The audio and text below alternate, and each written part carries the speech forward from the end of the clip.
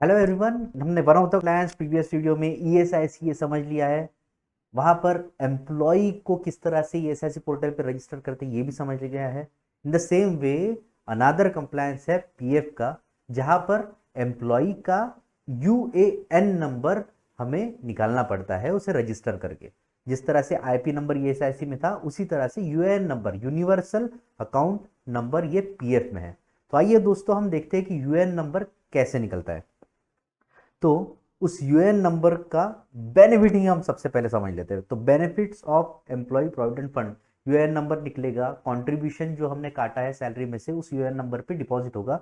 अब उसका बेनिफिट क्या होता है, देखिए ईपीएफ में एम्प्लॉयर भी इक्वली कंट्रीब्यूट करता है एम्प्लॉय के लिए। तो यहाँ पर ये एक बेनिफिट हो गया, एम्प्लॉयर से एक एडिशनल अमाउंट एम्प्लॉय को कंट्रीब्यूट हो रहा है। उस अमाउंट को, डिपॉजिटेड अमाउंट में बढ़िया सा इंटरेस्ट भी मिलता है। वो अमाउंट अनएम्प्लॉयमेंट के टाइम पे एम्प्लॉय विड्रॉ भी कर सकता है उसकी बेसिक नेसेसिटीज को जस्टिफाई करने के लिए।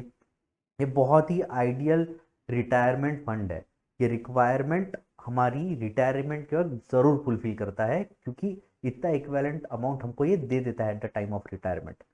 And the best part is tax ही नहीं लगता इस पे।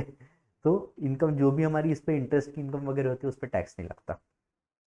अब देखते हैं कि पीएफ की साइट कैसे दिखती है। यूनिफाइड पोर्टल है दोस्तों, emp.epfindia.gov.in/epfo/। इस साइट पे हमें जाके एम्प्लॉयर का यूजर नेम और पासवर्ड हमारे पास ऑलरेडी है क्योंकि एम्प्लॉयर रजिस्टर्ड है। अब एम्प्लॉय को रजिस्टर कर रहे हैं हम यहाँ पर यूएएन नंबर के लिए। तो एम्प्लॉयर का लॉगिन करके साइन इन करेंगे जरूर हम।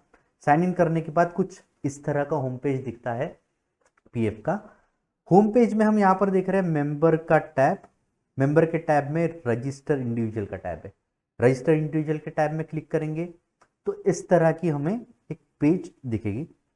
उस पेज में मेंबर का रजिस्ट्रेशन हमें करना है।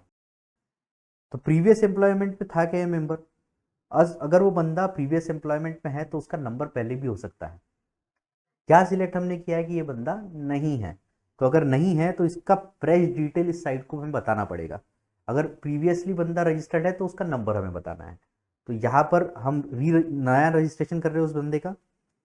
नाम डालना है, डेट ऑफ बर्थ डालनी है, जेंडर डालना है, फादर्स नेम डालना है, मैरिटल स्टेटस डालना है। जैसे हमने ईएसआईसी में उसके बेसिक डिटेल्स डाले थे वैसे ही डालना है। उसका मोबाइल नंबर, उसका क्वालिफिकेशन क्या है, ये एक नया आइटम है क्वालिफिकेशन। क्वालिफिकेशन उसका क्या था, डेट ऑफ ज्वाइनिंग क्या है, very important again, nationality, email ID, all this basic things are to be feeded. Then उसका बैंक अकाउंट की डिटेल डालनी पड़ती है which are under KYC details. Bank account number डालना बहुत ज़रूरी है क्योंकि यहीं पर बेनिफिट्स पास ऑन हो गए अल्टीमेटली। उसका पैन डालना है, आधार डालना है। This are all the details जो आप डाल सकते हो। ये सारी डिटेल्स डालने के बाद हमें ऑप्शन सिलेक्ट करना है सेव। ऑप्शन सेव होते ही मेंबर की डिटेल्स अप्रूवल के लिए जाएगी, अप्रूव होगी। उसके बाद में हमें ये डिटेल्स प्रोवाइड होगी। डिटेल्स यहाँ पर आ चुकी है। तो डिटेल्स आने के बाद हमें लगता है कि ये डिटेल्स गलत है तो यहाँ पर एडिट का भी ऑप्शन है। तो एडिट का ऑप्शन दबाने के बाद हमें डिटेल्स एडिट करने का मौका मिलेगा। डिटेल्स यहाँ पर हम एडिट कर सकते हैं and then we can again update.